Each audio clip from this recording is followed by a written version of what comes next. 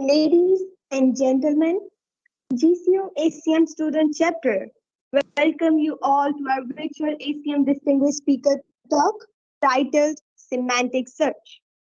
Semantic search lies in the crossroads of information retrieval and natural language processing and is the current frontier of such technology. The first part consists in building a semantically annotated index with the help of a knowledge base. For this, we first need to predict the language of each document and pass it accordingly to that language. Second, we need to extract all entities and concepts mentioned in the document with the help of the knowledge base. All the knowledge base infrastructure needs to be independent of the language, and we instantiate each language in the lexicon of the knowledge base. The second part is predicting the intention behind the query, which implies doing semantic query understanding.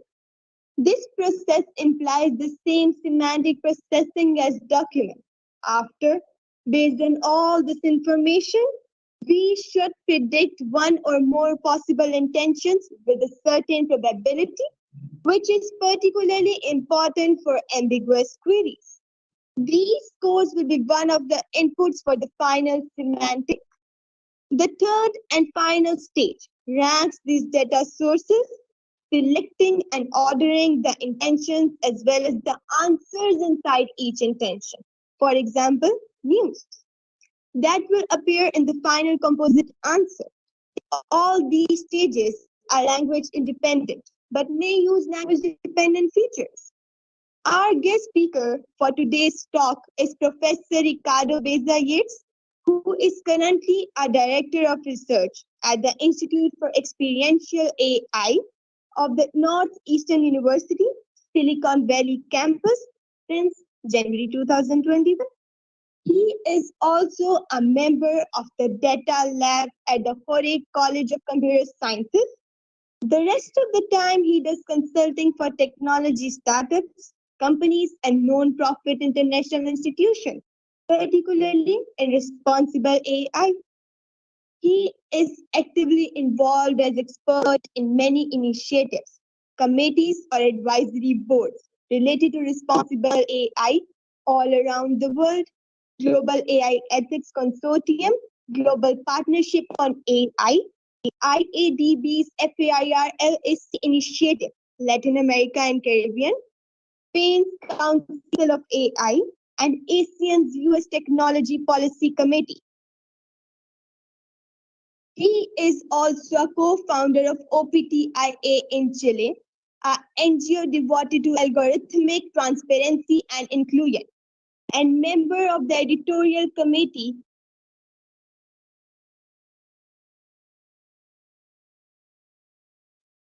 of the New AI and Ethics Journal, where he co-authored an article highlighting the importance of research freedom on AI ethics. Between 2016 and 2020, he was CTO of NTENT, a search technology company based in Carlsbad, California.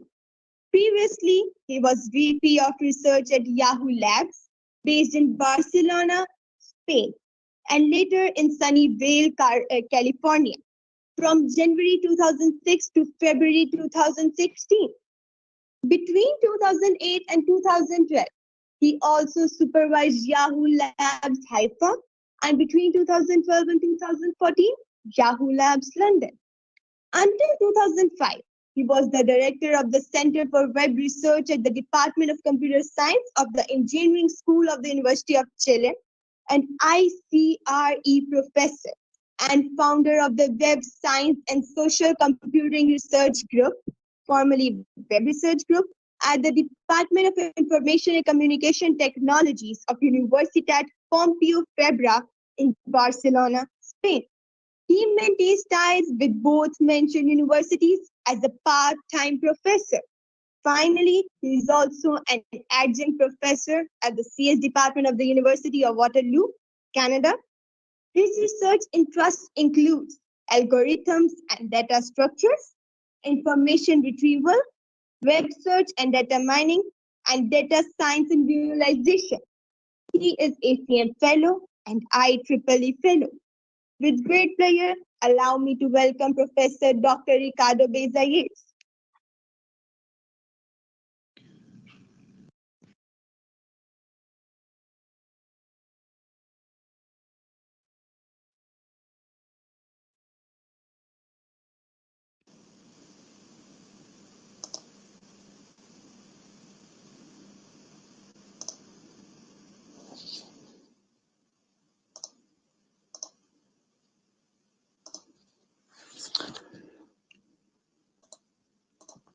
So, hello, thank you for the invitation to be here. It's a pleasure to talk to you.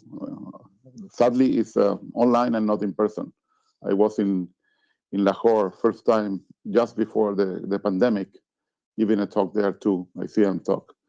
So let me share my presentation.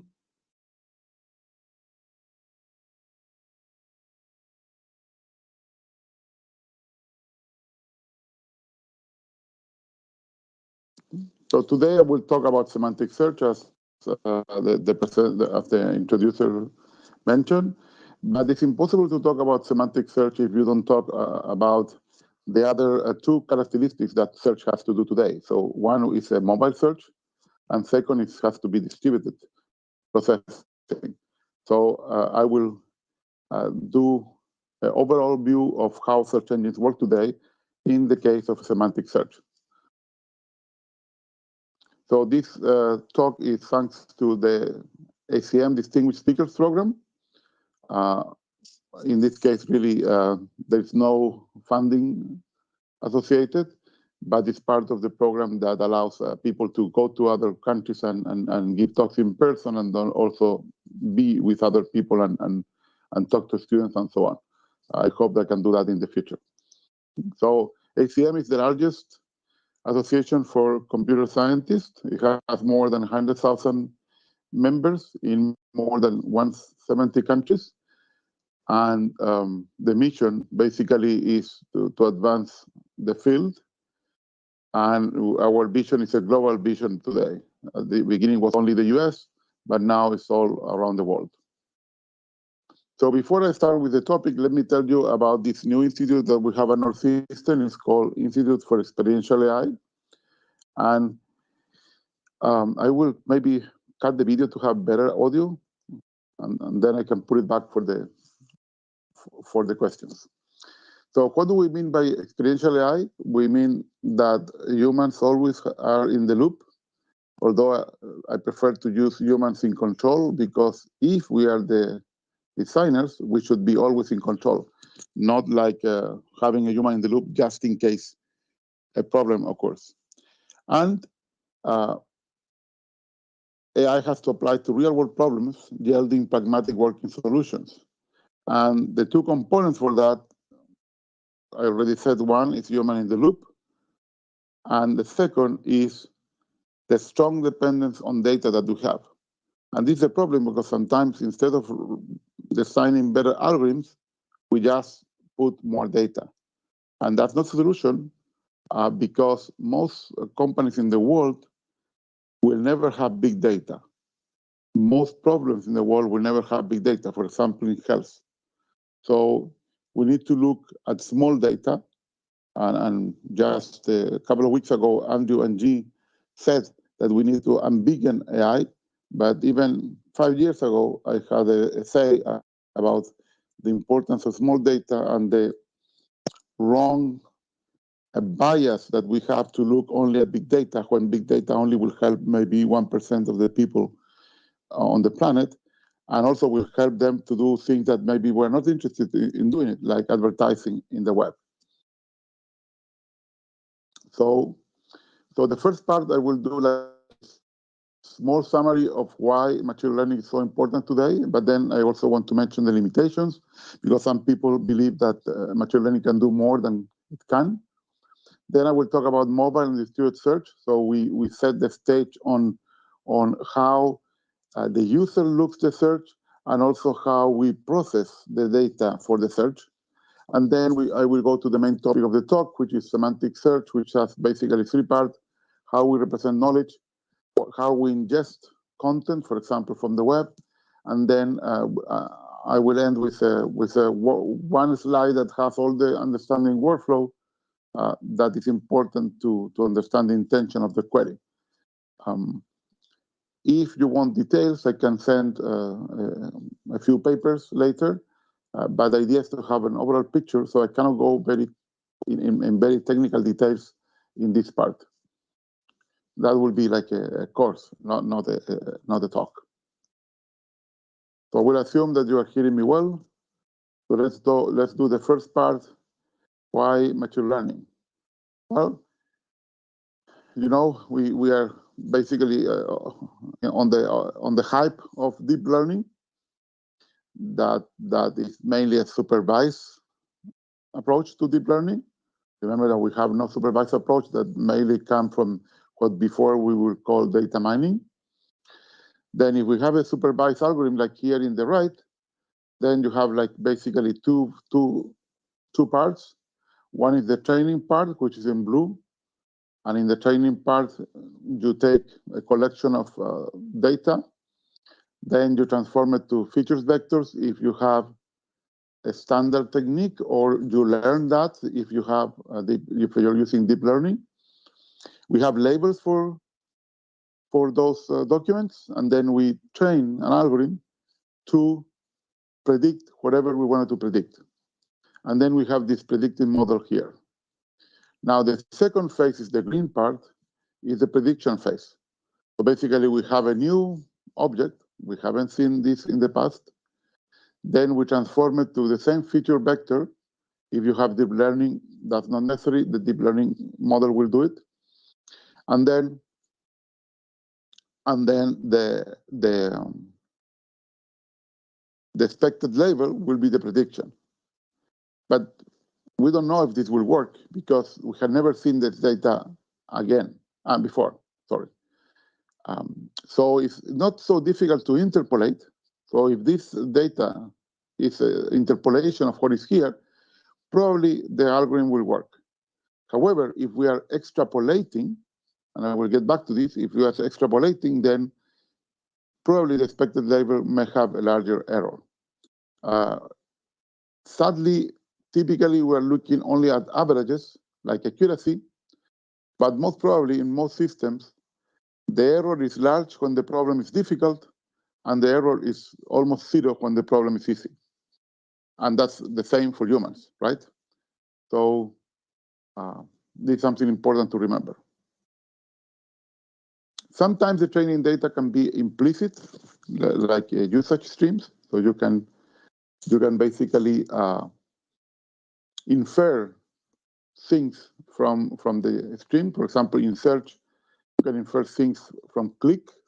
So for example, if someone does a click longer than, let's say, 10 seconds in a mobile phone, then we can assume that this page was useful and use that as a label of relevance.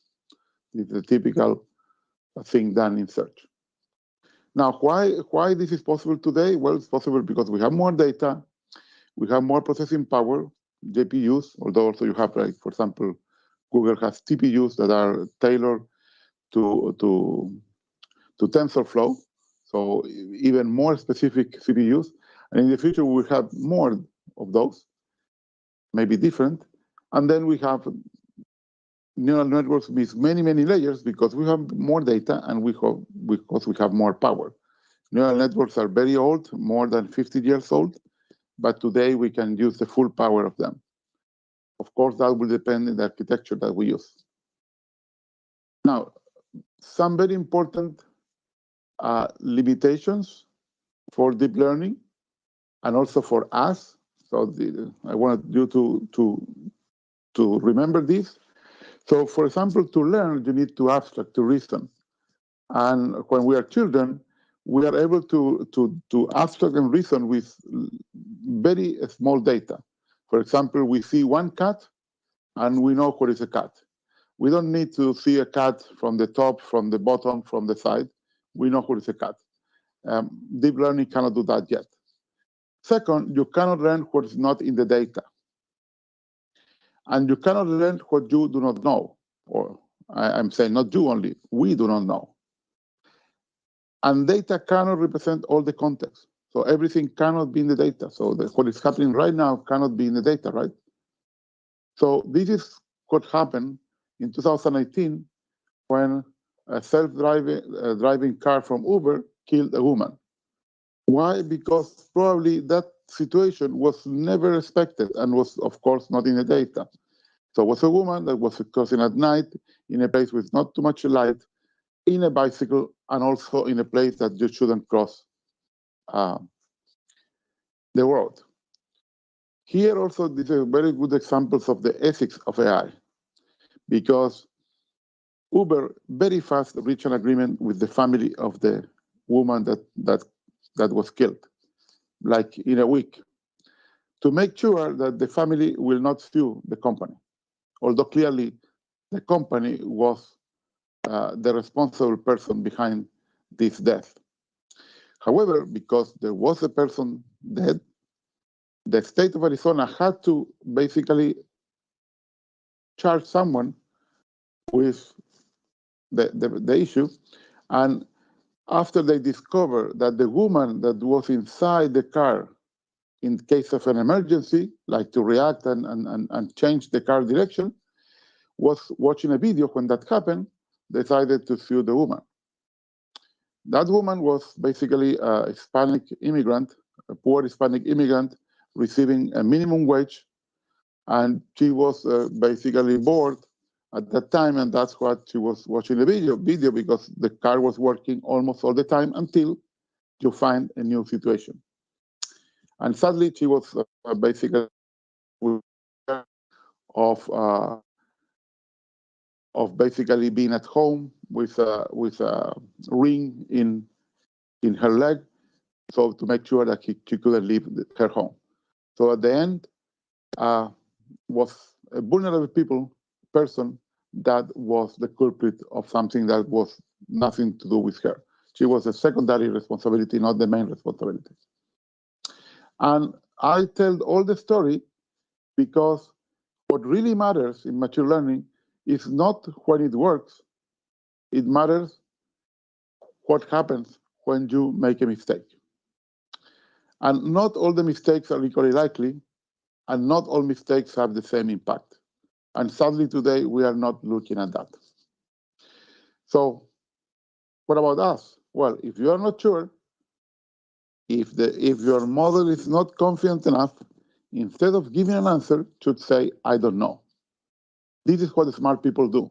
For example, if a self-driving car finds a situation that she cannot predict, this should basically do something like going to the side and stopping. Of course, not a stopping right away because there are cars behind, but basically it should go to the safest place that you can see around and then stop, whatever is the problem.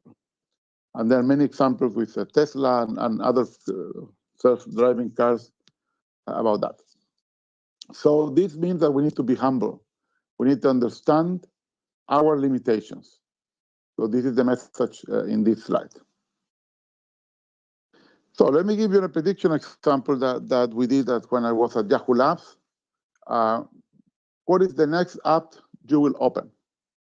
So this was joint work with people that now is at Baidu, Microsoft, and Facebook. Well, Fabrizio just left Facebook and went to University of Rome. The features were basically standard features and also distributed features coming from deep learning about the session. And here you see the result. The technique makes a difference, and you see that the best was a P-TAN softmax that achieved 91% accuracy. So very good. And the main important thing is that was not about you, was not about the time of the day, was not about a specific app, was about knowing everything. So again, the context is so important. It's the most important thing here. Okay, let's go to the third part. So sorry, the second part, mobile search. So in any search system, like large-scale search, you have a person that has an information need, and then you have a document base. Here you have the information retrieval system, and then after the person types the query, you get some answers. And the answers have basically two parts. The red part, sorry, the blue part, which is something that is not relevant, and then the yellow part, which is the relevant part. So you can compute the precision of the answer, basically dividing the size of the yellow set divided by the sum, the union of the blue and the yellow set. But this doesn't tell us anything about how much we miss it. The miss it is the red set. So then we can compute the recall. The recall will be the size of the yellow set divided by the size of the yellow plus the red set. However, in the web, which is really, really large, we don't know which is the overall set of relevant documents. We will never know. The web is dynamic set, it's growing and never stops. So basically, we can never compute recall, and we can only compute precision. So we can only compute recall in some collections that have been processed partially, like the web check, and have some basically upper bound of the recall. The real recall will be always lower. Now, the main problem here is not the size of the web, although it's one of the big problems. One big problem is that today, the web is used not only for information needs, but for many needs. For example, we'll see later some of those needs. But the second problem here is that it's very hard to infer the context, and the context is so important in the intention of the person. And this is not in the query, many more of the time, because part of the problem is that all these complex needs that you have in your mind gets basically transformed in just 2 or 3 words. This is the average number of words that people use. So it's very hard to convey a complex need, more is information need, in just a few words. So what I say, the problem is mainly what happens between the brain of the person and the fingers of the person, where a lot of information is lost. There is the place where most of the information is lost. So this was the classical thing, and then what happened today is that most people search in their mobile phone. That's why we are talking about. So basically, we don't have a computer, we have a mobile phone. And the good thing about the mobile phone is that we have more context there, because we have sometimes location, we have, for example, direction, because the sensor knows in which way you are moving, and so on. So mobile search dominates today. For example, up to 2020, now probably more than 70% of the searches are done in mobile search. That change happened basically between 2014 and 2015, so more than 5 years ago.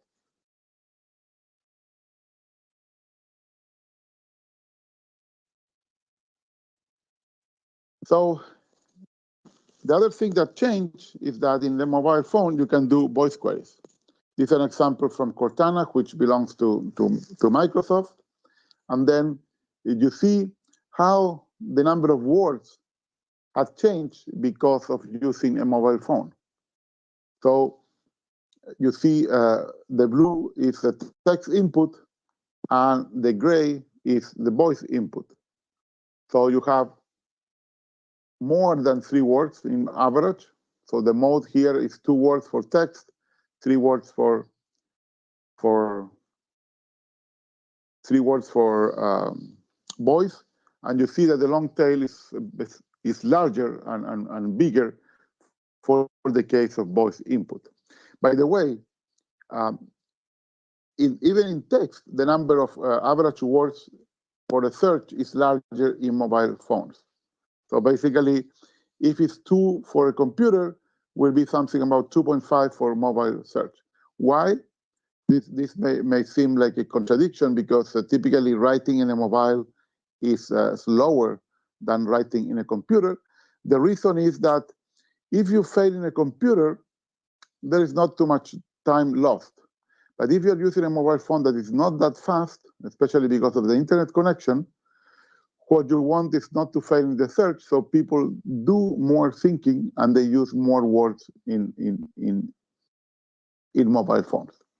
So this is important. Sometimes user behavior and the context changes.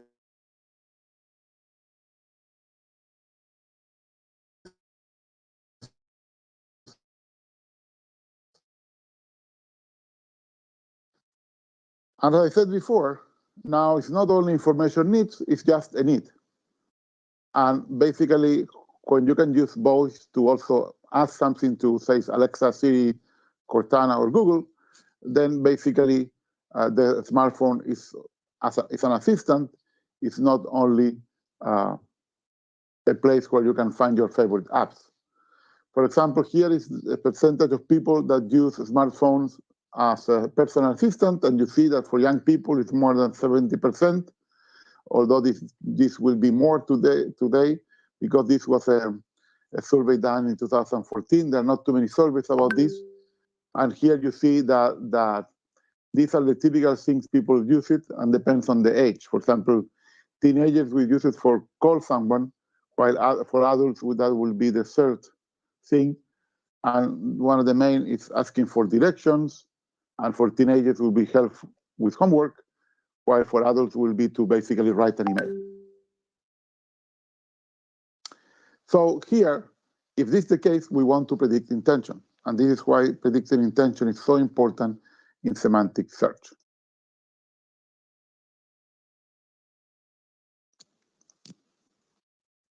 Okay, so any questions so far, or we leave the questions to the end? Okay, let's keep, yeah. Sir, we would have a question and answer session at the end of the talk. Please continue. Okay, so let's go to then to the third part is distributed search. How we process such large amount of data and also so many users. So this is the problem. So to understand that, we need to know how we can scale. And this is a really great graph that is already old, but it's the best that I found. This was done for standard search, but I adapted for web scale search. So basically, there are two scaling problems in search. So one is the data volume. Basically, we have more and more documents. And for that, we will do something which is called partitioning. So we will partition the data, and also we will partition the index. So with the data, we will build an inverted index. I hope you learned that on your data structure class. Sadly, it's a structure that is from the 60s, so it's more than, I would say, 60 years old. But for some reason, some people don't like it, and they don't teach it as a main data structure because it should be taught as one of the main data structures that we have. So this is the first problem. We partition. So we partition here on columns the world, and I will mention how we partition in a minute. Now, the other problem is the throughput. We have so many people asking queries, so we need to also scale on basically the number of people we can answer. And for that, we can use something that's called replication. So that's very easy. That's the easiest part here. So basically, we replicate everything we have, and we have it in many places. So not only in the same place we do replication, but you do geographic replication. For example, all major search engines have clusters for example, will be in India and Pakistan. Surely they have one cluster to attend the 1.5 billion people that is there. So here you see, let's look at where we have it one. So one is a cluster, and then you have cluster 2, and you see 2 clusters if you have going to the right, and so on. You have 4 clusters if you are scaling in both dimensions. But let me explain you why the shape is not a square. It's not a rectangle. Because when you have less data in the cluster, then you can use the processing power more, and then you can attend more users. So that's why you have this shape. So basically, you can do this better. Now, if you add caching, basically you can multiply this by 2. So caching will be, instead of distributing the problem, you do a better algorithm to increase the performance of the system. And caching has several flavors. The 2 main ones is caching the answers. So basically, many people is asking the same thing, especially if we have like something new or something that is happening around the world that people want to know.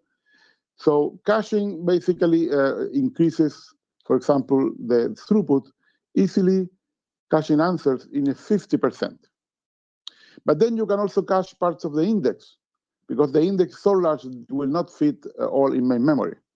And caching part of the index is even better. You can cache even further, and then you can have, let's say, another 50% improvement, and then basically you are scaling this whole shape by 2 because of caching.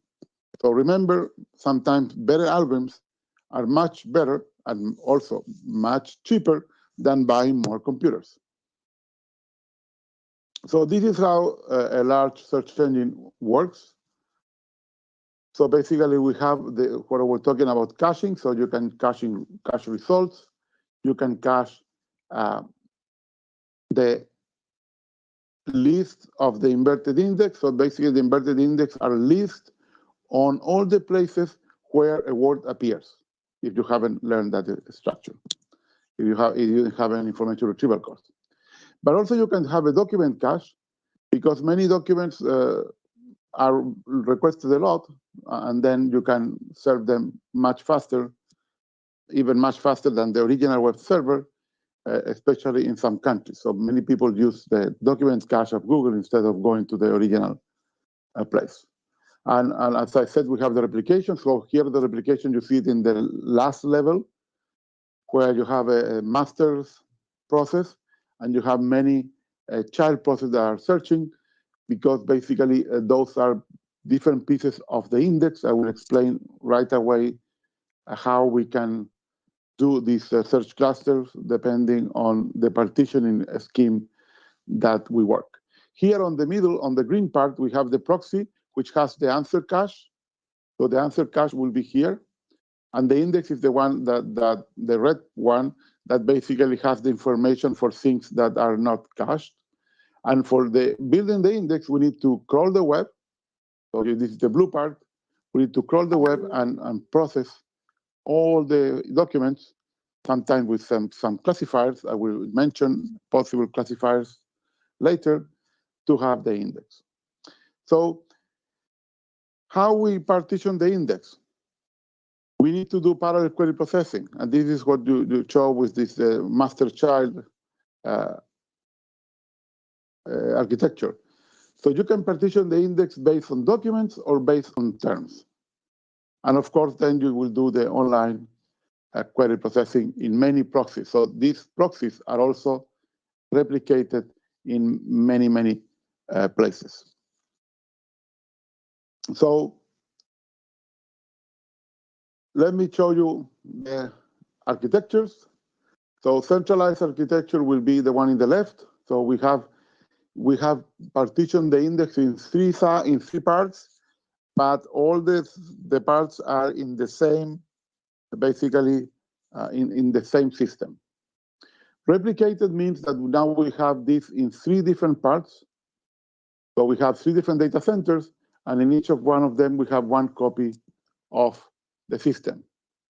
And the third one is basically combining the last two, where we have the system in three different data centers, but now we are partitioning the index in three different parts in each data center. Of course, I'm using all the time three, but it doesn't need to be three.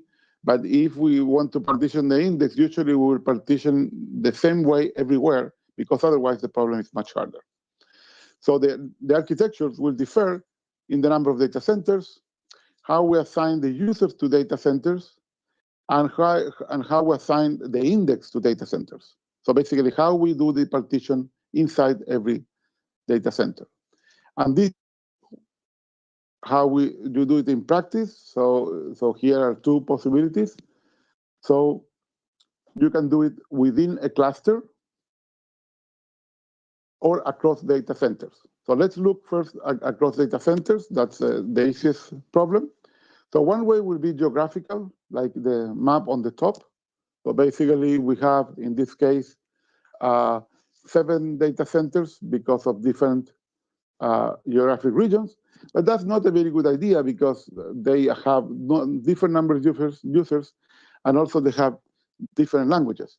So much more interesting is to use, for example, a language-based approach, where here, for example, a possible example would be that you have one for Mandarin, which is the #1 language in the world. So basically, people say typically Chinese, but in China there are many languages. The second will be Spanish in yellow. The third will be English in blue. And then we will have other important languages like, because of the geographic coverage, like French or Arab. Of course, in in India, the problem is, or Pakistan, the problem is much more difficult because you have many more languages. So in India, for example, I recall there are 22 official languages. In Pakistan, I assume that must be much more than just English, because you have also Urdu, and actually you have like Pashtun and other languages that are important in Pakistan. So how we split the index? Well, you can split it by documents, and this is how it's done today. So what it means splitting by documents? It means that if we have a partition for Spanish, all Spanish documents will be in that partition. If we have a partition for English, all English documents will be in that partition, right? This is most used because basically the partition is, for example, determined by the language or the geography.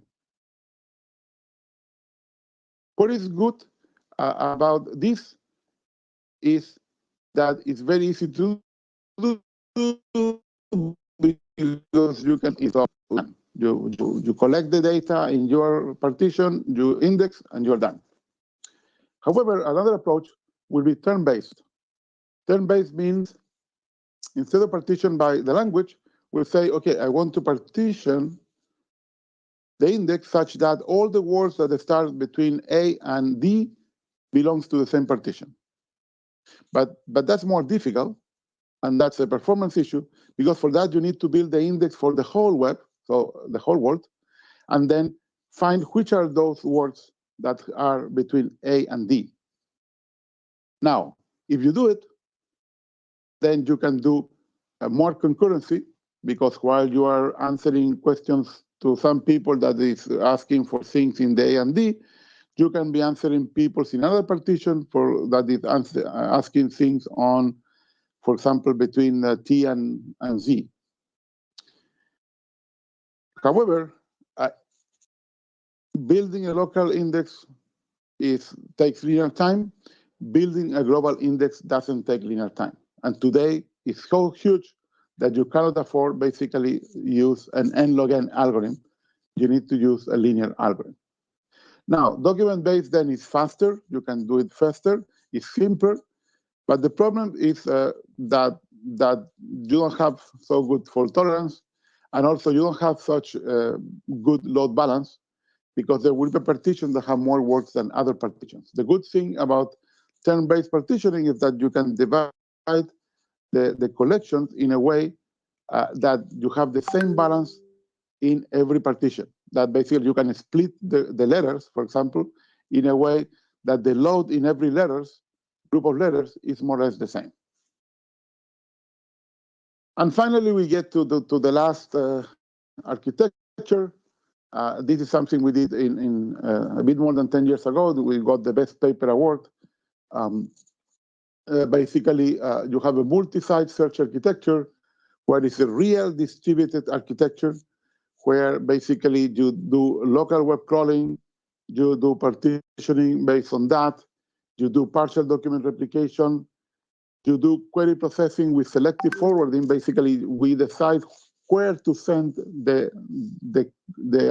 queries. For example, if a query is in Urdu, maybe for sure will not have good answers outside Pakistan. Maybe yes in some other countries, but for most cases will be answering local. So we can predict that in advance.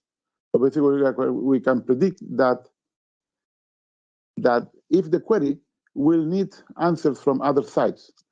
So if we predict that, and of course using machine learning, then we can send that query right away to another places. So after we process locally and we know that we don't have enough answers, we don't have to wait until you send the query because it was already sent. You cannot send all queries to other indices because then you are wasting your time and you are processing much more. So this prediction mechanism also makes the performance of the search much faster. So we were able to prove that we can mimic the centralized architecture with less cost. So we did simulation of this with real data. So we had a real system running in 5 locations all over the world. For example, we had the location in Singapore because Yahoo had servers there. We have one location in Turkey because one of the authors were Turkish. We had one in Germany because the European data center was there. We had one in the US using one of our US data centers. And we had also one in Chile because we had a lab there. So the relevant metrics were the average query response time, the result quality, and the query locality. So we simulate this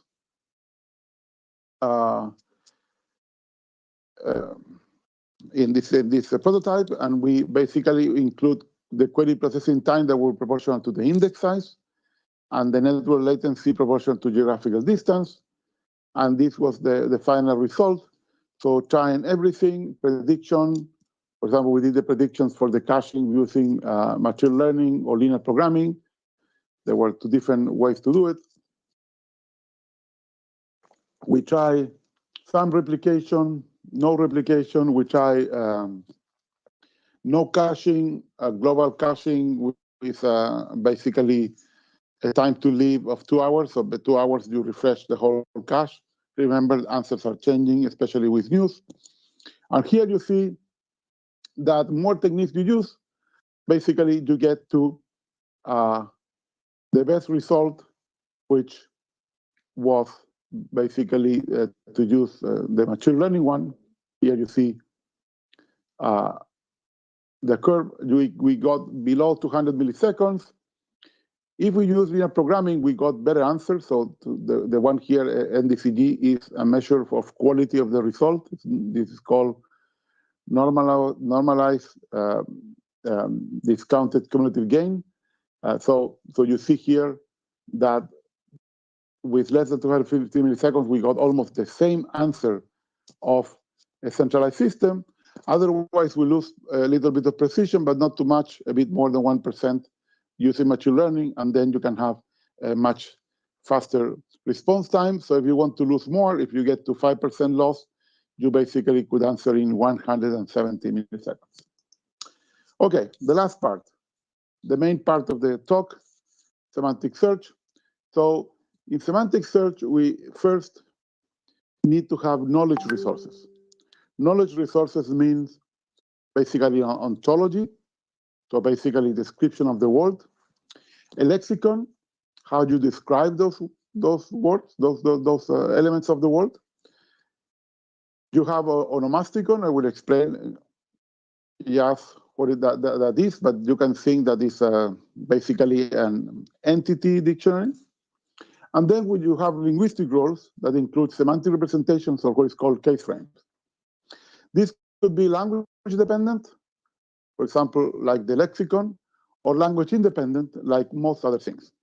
Now, here we have a first problem, because we have a language quality.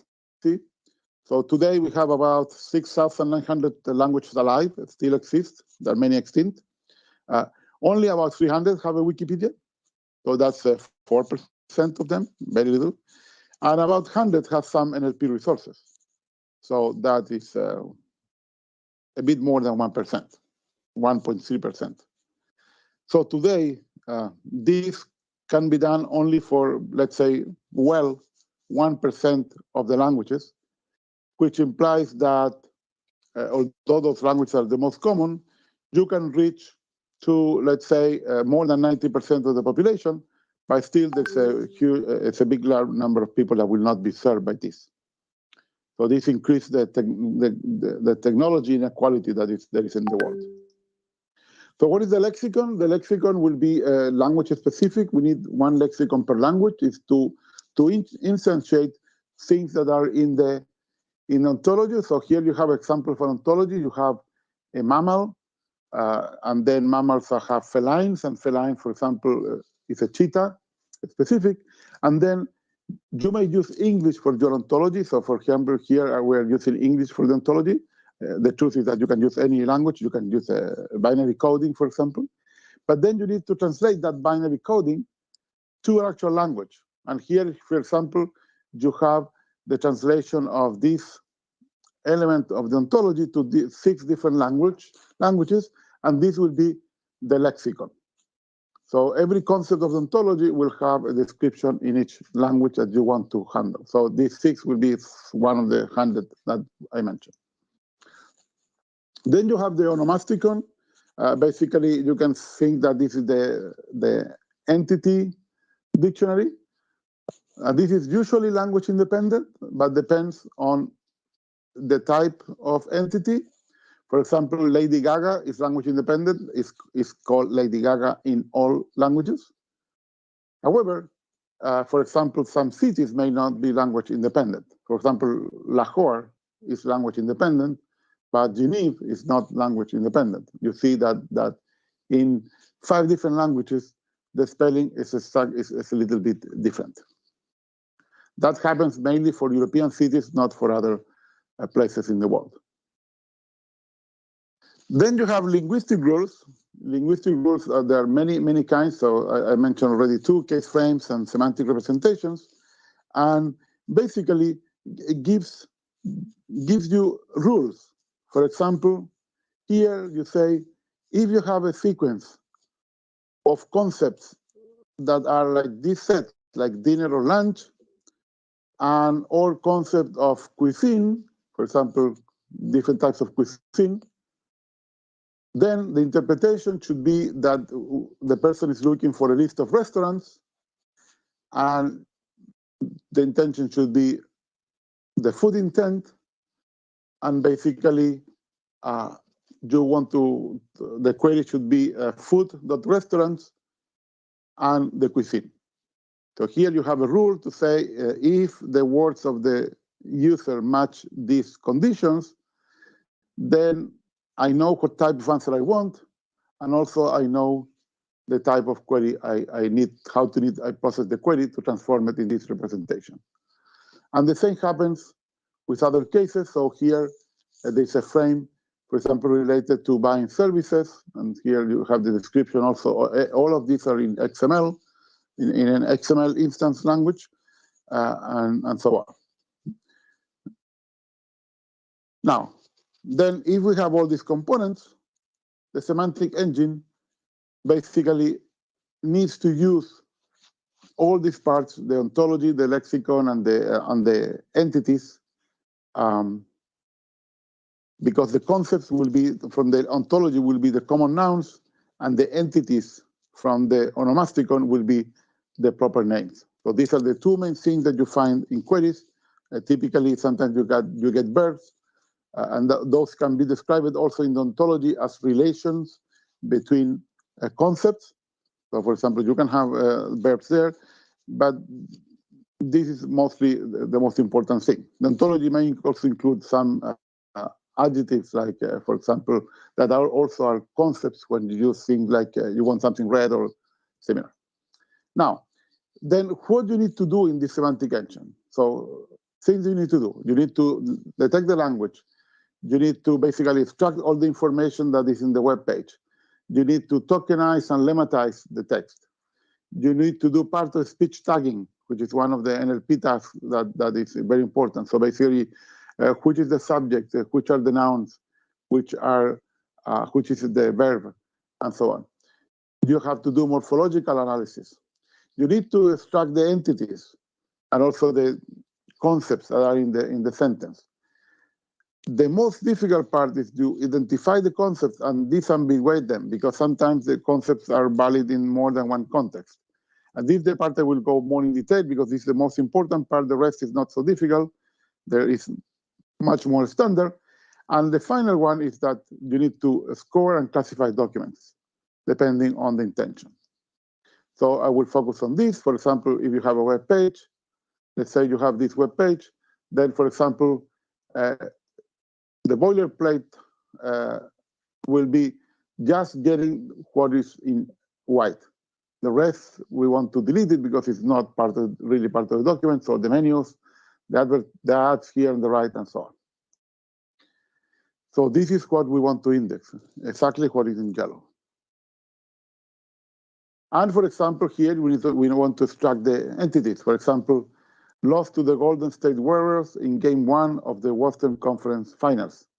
So the first one is the entity is a name that is a basketball team, right? Game 1 is also another entity, maybe not obvious, but this means this is a time entity. It implies a date and a time. And then a Western Conference final, although it's not clear, is a location entity because it implies a place. So here you have the typical 3 entities they want to extract: a proper name, a date, and a place. So here it's a longer list. So for example, that also includes organization, brands, works of art, etc. And this will be representing the ontology with relations to other concepts. So these are we call attested entities. But some of them will be unattested. So we don't know them because maybe they are like game 1. They are implicit in the language. And here you have inferred people, places, organization, like for example, the mayor of a place is also a person, but we need to infer it. Hospital has a name, but we need to infer it. Inc. is a company, we need to infer it. Mr. is a person, we need to infer it, and so on. So for that, we use machine learning-based what is called named entity recognition. And this is an important problem that has been solved also using deep learning. There are other entity types, like phones, monies, date and time, and those are pattern-based and they're localized and it depends on the language. For example, there are some numbers that are or numbers that are used. For example, in your region, I think 10,000 is a number that you use a lot, and you have a word for that, at least in India. So the question depends on the place. Then we need to identify in advance some document characteristics. So you need to do this in advance. And typically, you combine rule-based and machine learning classification. So you need to identify the topic, identify an aspect around the topic. We need to identify the genre. For example, it's a news, it's a biography, it's a recipe, and so on. You need to, very important, identify things like spam, adult content, offensive content, weapon usage, gambling, and so on. You need to identify redaction quality. For example, scientific article, conversation, and so on. You need to identify special document characteristics, many links, typos, and so on. So do we want to have 10 links? Not really, right? We want to have a more semantic answer. So for example, here, the query is, what about lunch in Encinitas at noon? This is what is in California. And first you get a map, and second you get a list of restaurants. I don't want to have a list of web pages. Or for example, science fiction movies playing this afternoon in Carlsbad, then you get the first thing, all the show times near you. Because if you're asking this question, playing this afternoon clearly should be close to you. And then you get some web answers. So is semantic processing enough? For example, if I ask, what about lunch in Barcelona at noon? Clearly, for example, here we have 3 important concepts and entities where we can extract. So we are talking about lunch, we're talking about Barcelona, and we're talking about noon. But it's very hard to distinguish this from other sentences like, I was in Barcelona before noon for lunch, or don't go south of Barcelona after noon for lunch. So clearly, these are the same things, but the semantic meanings is different. So here is where we enter on this syntactic analysis and semantic representation I mentioned before. For example, if I said, Ricardo bought a watch at the store on Monday, then we have an event that is buying. So that will be things like purchase, acquire will be the same. We have a role, we have a subject, which is Ricardo. We have an object, which is a physical object, it's a watch. We have a location, it's store, and we have a date which will be Monday, right? And then you can use semantic reduction to find the best answer. For example, let me explain this with another example. Lunch in Encinitas at noon. So we use this interpretation procedure, and then we get, for example, that we have here, you can see the category is lunch, the open hours business is noon, and the location is Encinitas, and then you can do the same for all the variants of this question. So all these variants are semantically equivalent, but they will be represented by the system and processed by the system in the same way. So this is the power of the semantic reduction. You basically capture the noise of people asking the same in so many ways. So we reduce this to a single language-independent formal interpretation. And then we can use experts for that. So if we have the interpreter will say, okay, we have a certain formal interpretation like lunch, and then a different expert will answer the result. Expert means different intentions. So for example, when I was on intent, treat their own ingested result as experts. So basically, you have intent news and a web-based search index. And then, for example, you can have other experts like, for example, GEL for restaurants, AccuWeather for weather queries, and Stats for example, sports queries. So you can have many experts, and they will be important on this. So I forgot to add a slide on the number on which are the most important experts. So for example, here answering website queries is the most important. About 15% of the people ask about that, and then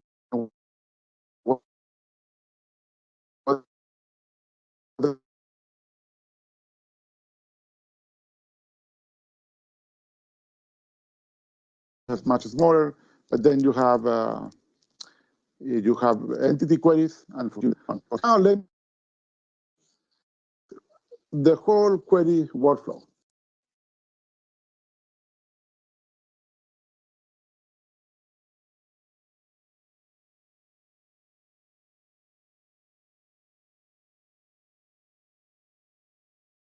On word queries. So we have the context of the person. So if you have a mobile search, we have the time, location, device, recent queries, and so on. The first thing will be the query completion. So basically, you try to guess, and if you say a B, you will say, okay, maybe it's Bing. If you have BO, maybe it's Boston. If you have Bon, maybe it's Bon Jovi. This is the most relevant completion. There are more than one in a search engine. And then the most common with those 4 letters. The next thing will be a spelling correction. So if you didn't spell Bond correctly, probably that will be the change. In some cases, we will do the query, correct it, or in other cases, we will ask you if that's the one that you want to correct, that you can predict which is the most common case. Then you do the semantic analysis. The first thing you can do is to do query suggestions. For example, you can say investment bond, James Bond, bond chemistry, bond band, because one is about freshness, another one is about diversity, the third one is about novelty, and the last one will be about serendipity. So there are several different techniques that you can use to do these query suggestions. Then the intention analysis, that includes the context. This will give you a probabilistic result where you have, for example, that the probability of being information is 70% informational query. So that's the need, information need. And inside that, you predict that movie is 0.5, definition is 0.3, music is 0.1, and so on. And because maybe a bond, a financial bond, the other possibility is a transaction, 30% probability. And here could be financial, but the transaction also could be buying a ticket for the movie, so it's 0.3, and also could be downloading music, so 0.2. So transaction means, transactional query means basically you want to interact with the web. I'm not talking about only financial transaction, I want to talking about any transaction.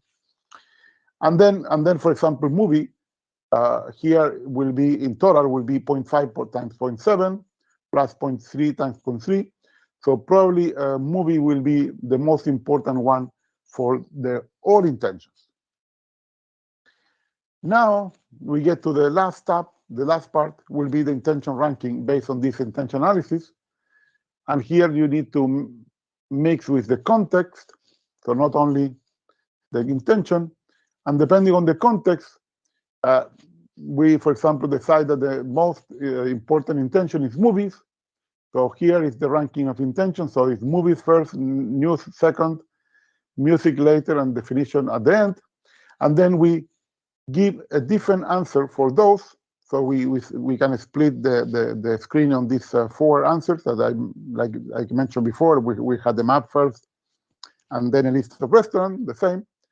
So for movies, you have an ad hoc ranking for that. And for example, you have what we saw before, which is the time and location of Bond movies near you, if any. And for example, then we have maybe the person is interested in all Bond movies, and we have a ranking of the top 3 Bond movies so far. For example, Casino Royale is the most famous Bond movie. And then, for example, news, we will have the top news related to Bond, which will be mainly financial news. For music, we will be, let's say, the top 3 groups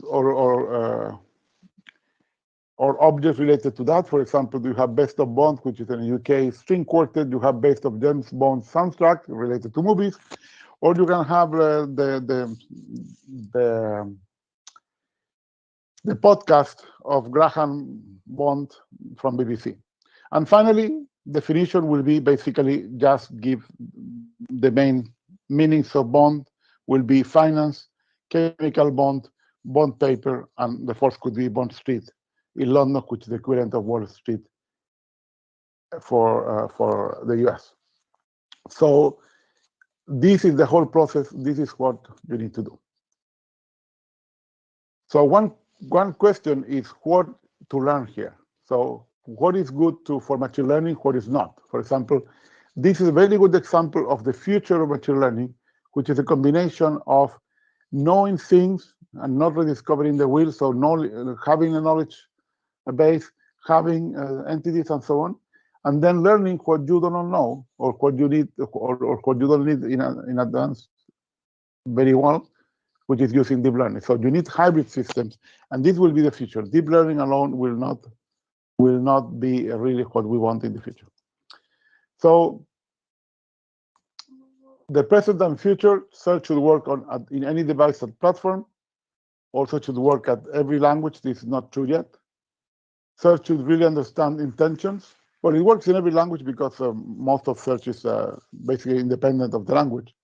But if you need to understand intention, then you need to understand the language. Very important. I hope you get clear that context is more important than the user.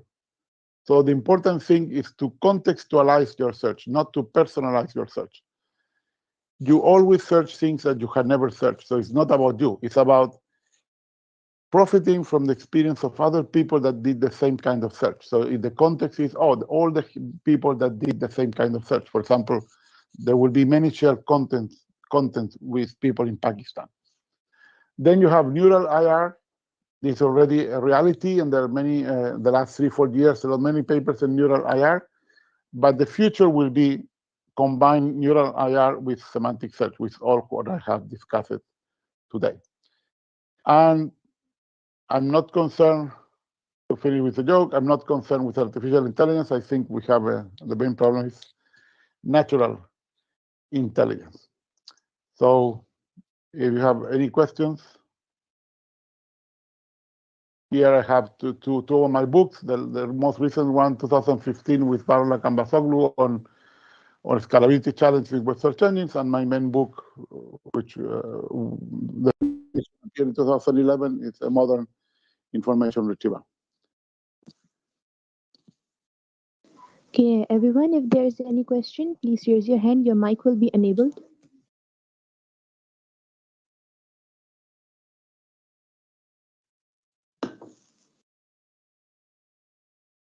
Professor, I have a question.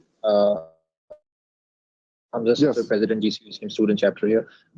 You actually described 4 areas of knowledge in semantic search. Could you elaborate ontology because you said you described in a very detailed lexicon and onomasticon. So please, if you could take some time to elaborate ontology. Yeah. So basically, ontology is a relation of concepts. So, for example, I show a little bit of an ontology in one of my examples. For example, I show a little bit of animals. So, for example, the concept there will be the hierarchical structure of the animals, like mammals and fishes and birds, and let's say insects and invertebrates and so on. So this will be, and you have the vertebrates, some of the concepts of ontology. And then you have different hierarchies, like, for example, species, and then members of a species. You can have subspecies in the case of animals. So these are the concepts of ontology. This is hierarchical knowledge. And then you may have relations. For example, at the level of the concept itself, let's say the concept is, for example, lion. And then in another part of the ontology, you have, for example, gazilla, which will be in another part of ontology. You may have, for example, a relation that will be an edge from, let's say, lion to gazilla, and says, for example, eat. So because basically lions chase gazillas to get food. So you have basically the eating relation. So you can have all the eating relations between animals, for example, and also will include, for example, if animals eat plants, that will also be a relation. So you can define a relation for anything that is important for your application. You shouldn't have a generic ontology where you have everything. That was part of the problem, and for example, like SIG Corporation tried to have an ontology of everything. Google maybe has the best ontology of everything, but it's very hard to have a complete ontology. And also, if you have many things in your ontology that are incomplete and they're not useful for what you are trying to solve, then better not to have them, because that's just noise. You should have only the relations that are important. For example, for us, important things will be related to search. For example, if you have a person and a restaurant, we can say, okay, people eat at restaurants. This is an important relation. But for example, maybe other things like people eat, I don't know, food, that's not very interesting relation. Doesn't help. So basically, you need to define which are the concepts in your ontology, what type of object you want. So as I said, in animals, it's very clear, but in other problems, it's different. For example, in our ontology, we have a lot of things related to business, which are very important. And the second, you need to define all the relations in ontology. So you can think that's more like a thesaurus. So thesaurus will be the structure plus the relations. The relations really is what enrich an ontology. I hope that is more clear now.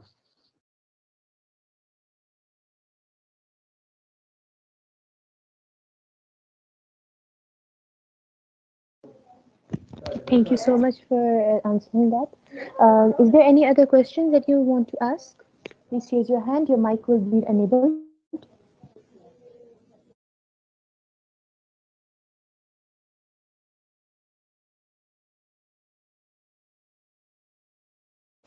I think there's no more questions for you.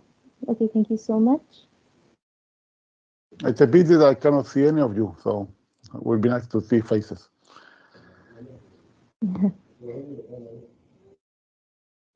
Okay. Okay, thank you so much for this. There's a question from William. There's a question from William. Okay, your mic has been enabled, Mr. William.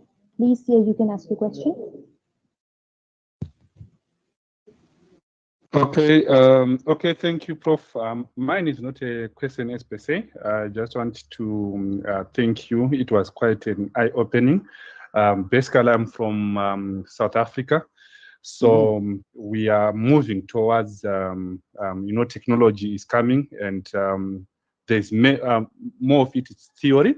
But based on what you said, you did very well in terms of Thank linking you. reality. Thank you for the answer. Another. No, but William, please connect me in LinkedIn. It's Okay. very nice that you are coming, attending this from South Africa, and then we can. Okay, definitely. I'll connect with you on LinkedIn, and it's my wish that we also maybe with time, if you visit some of our universities, to then try to link the two, because there is a divide whereby you see the things that are talked in, people are saying things in Canada. We are not experiencing most of those things here, but we are talking about them. So we want to be able to then link. So if you do that cross-pollination of ideas, then it will help our continent. Thank you so much. Yes, I'm not in Canada. I'm in the US. My PhD was from Waterloo. I'm not a professor there, but yes, I have been twice in South Africa, so I know what you mean. So okay, thank you. I'll send you a message. Okay, Ella wants to talk, and would be nice to have a question from a woman. I guess it's a woman, right? So Ella or Ela, can you? Please enable the mic of our participants who want Ella, to. your mic has been enabled.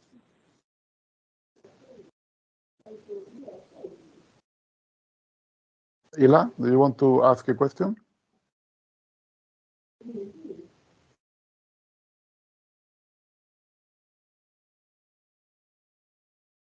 Yes, well, you are Ella, your mic has muted. been enabled. You can ask You are question. muted now, Ela. Now you can talk. Yes, now Okay, I hear so you. I'm implementing a small system, like in a bachelor project, or a student of mine is implementing a small semantic search system for looking for trends on the web. Do you have any idea what is the best, because in a one semester project, you cannot try everything that says available. Are there any simple systems that could be adapted for a simple semantic search that combine ontologies and relations? Sadly, I would say the answer is not. You can always try to, for example, you can use things like DVpedia as an ontology. That would be the largest free ontology, so something like DVpedia. But then maybe you can use it to do something like, if it's about news, should be something focused on only basically only one type of news, for example, technological news, and that could be something that will work well in that context. And then use some kind of a language model, or for example, a word embedding to do the NLP part. That will be the easiest, but it's hard to do all that in one semester. Okay, thank you very much. So I've got some ideas now. Yes. It's still about trend scouting. You know, what are the trends in a particular area? Yeah, but the problem that trends are open domain. You can have any kind of trend. This is the basically, problem. you don't know what's going to be a trend, so that's the problem for me. Yeah, that's the problem. It's a completely open domain. This is much easier if you choose a more limited domain, like knowledge domain, as the scope of the search. Okay, so yeah, we'll see what we can do. Thank you very much, Ricardo. From where you're asking? You are not in Pakistan. In Switzerland, but you came to see me once in Glasgow. I was called Ella Hunt in those days. Ah, okay. Okay. Nice. So nice. I thought I watched this because I found this very good. Do you have slides of this, similar slides that we can use? I can send to my students somewhere, similar to your presentation. Please send me an email. My email is available on the web, and I will send you the slides. Thank you very much, Ricardo. That was good. Thank you. Thank you.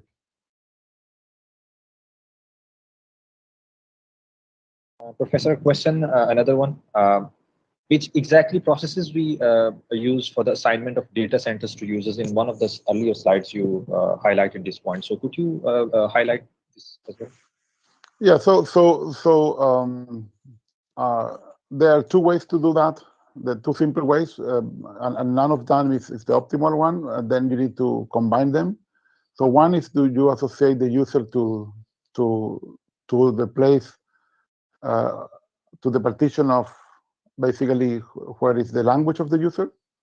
So for example, you can detect what are the most frequent languages used by user, and then you assign that user to data center. So for example, for Pakistan, the natural thing will be to assign the users to the data center where you have the Urdu collection, right? So this will be one way. And the second possibility, and because it's also important, is that if let's say the Urdu collection is very far away because of the way it was done, not too good, maybe basically the latency will be too much, and then you may want to assign the user to the most closest data center in the physical sense. For example, in the internet sense. So basically, the less number of hops, and also if it's more than one hop, the fastest connection to those hops.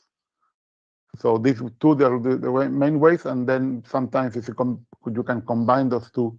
For example, you can say, okay, I will assign all users of Pakistan to the Urdu collection, except when the connection between that user and the Urdu collection is too slow, and then that will hurt the user experience.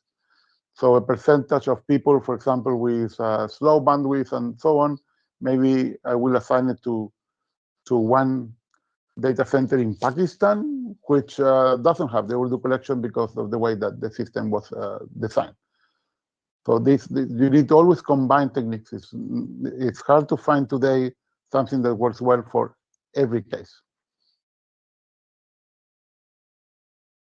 Okay, thank you.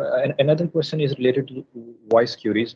Google and in fact a lot of other search engines are also using voice queries, and this is becoming a new normal. In fact, Google is using voice queries among the criteria to rank websites and pages.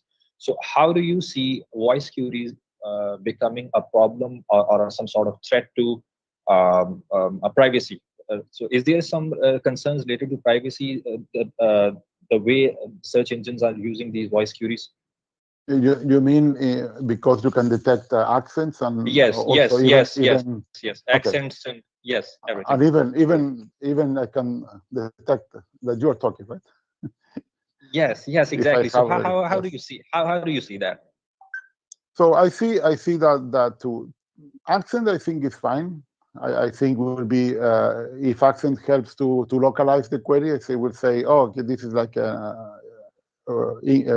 Pakistan, sorry, English from Pakistan. I think that's okay because they still have some kind of a K anonymity, because that's a lot of people, like more than 100 million people that will have the same accent. So I don't see that as a problem. Now, if you get to the thing that basically that's happening, like Alexa will try to distinguish people inside the home. Now we get to the real privacy issue. So the device knows you as a person, and then I think that should be regulated, because I don't think self-regulation will do.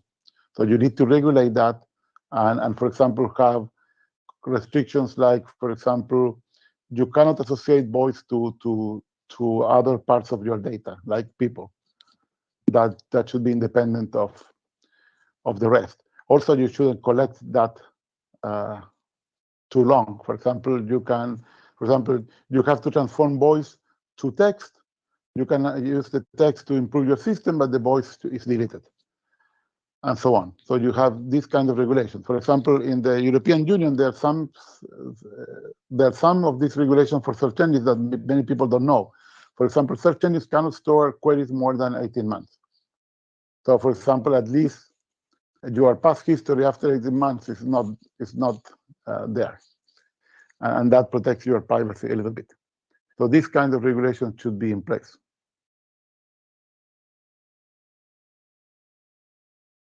Now, it's very hard to enforce those regulations later.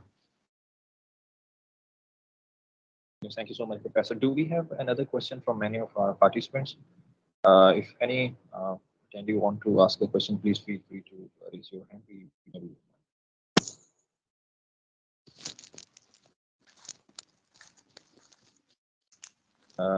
That's it, I think, Professor. Okay, I think we are heading towards concluding remarks on behalf of Department of Computer Science, GCU University Lahore, Pakistan, GCU University Lahore, Pakistan, and in particular GCU-ACM student chapter. Professors, thank you very much for joining us today. It was a wonderful talk, and so much we learned so many things, and it was really enlightening. On behalf of faculty members, on behalf of students, university, we are really grateful, and we are looking forward to have more sessions in future. Great, thank you. Thank you so much. That's all.